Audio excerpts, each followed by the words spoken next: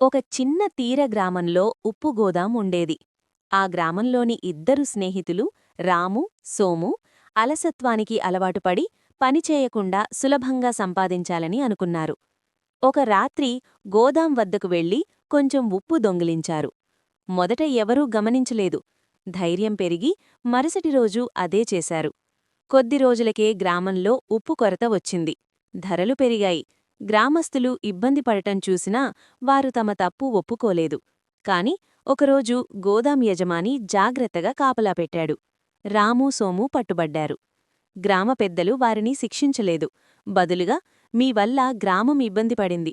ఇప్పుడు మీరు అందరికీ ఉచితంగా పనిచేసి నష్టాన్ని తీర్చాలి అన్నారు. సిగ్గుపడినవారు కష్టపడి పనిచేశారు. తమ తప్పు గ్రహించి ఇకపై నిజాయితీగా జీవించాలనే నిర్ణయం తీసుకున్నారు. ఆ రోజునుంచి గ్రామంలో ఒక పాఠం నిలిచింది. దొంగతనం తాత్కాలిక లాభం, కాని నిజాయితీ శాశ్వత గౌరవం.